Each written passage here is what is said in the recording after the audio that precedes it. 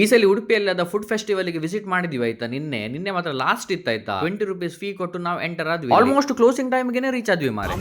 Bread omelette ಇದೆ. First 2 plate ಕಬಾಬ್ ತಗೊಂಡ್ವಿ ಮಾರೆ, ಸೂಪರ್ ಇತ್ತಾಯ್ತಾ. ಸ್ವೀಟ್ಸ್ ಅಂಡ್ ಡೆಸರ್ಟ್ ಅಲ್ಲಿ ಸಹ ಸುಮಾರು ಐಟಮ್ ಇತ್ತಾಯ್ತಾ. ನಾವೊಂದು ಬ್ರೌನಿ ತಗೊಂಡಿದ್ವಿ, ಬೆಸ್ಟ್ ಇತ್ತು ಮಾರೆ. ಒಂದೇ ಅಂತ ಹೇಳಿದ್ರೆ ಇದು ಸ್ವಲ್ಪ ಬಿಸಿ ಮಾಡಿ ಕೊಟ್ರೆ ಒಳ್ಳೇದಿತ್ತು.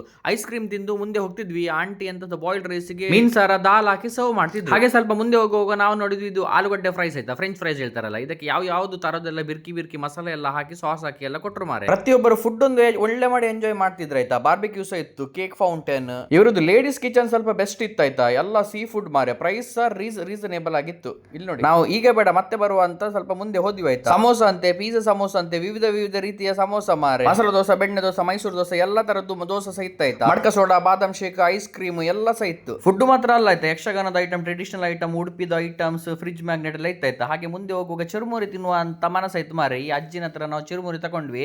ಕೊಕೊನೆಟ್ ಆಯಿಲ್ ಮತ್ತೆ ಕಡ್ಲೆ ಗಿಡ್ಲೆ ಎಲ್ಲ ಹಾಕಿ ಎಲ್ಲ ಕೊಟ್ರೆ ಆಯ್ತಾ. ಇದು ಸೊ ಸೂಪರ್ ಇತ್ತು. ಇದನ್ನು ಒಂದು ಮಿಸ್ ಮಾಡ್ಲಿಕ್ಕಿಲ್ಲ ಆಯ್ತಾ. ಎಂತ ಸಾಗಿ ಲಾಂಗ್ ಫ್ರೂಟ್ ಕಟಿಂಗ್. ಹಾಗೆ ಒಂದು ಡೌಟ್ ಮಾರಿ, ಇದಕ್ಕೆ ಕಬ್ಬಿನ ಹಾಲು ಯಾಕೆ ಹೇಳ್ತಾರೆ ಅಂತ ಗೊತ್ತಾಗುದಿಲ್ಲ. ಕಬ್ಬಿನ ರಸ ಅಲ್ಲ. ಹಾಗೆ ಕೇರಳ ಸ್ಟೈಲ್ ಡಿಟಾಕ್ಸ್ ಜ್ಯೂಸ್ ಎಲ್ಲ ಇತ್ತಾಯ್ತಾ. ಇವರೊಂದು ಪೇಂಟಿಂಗ್ ಮಾಡ್ತಿದ್ರು, ಇವರಿದ್ದಾರಲ್ಲ ಮುಂದೆ ಅಂಕಲ್, ಅವರ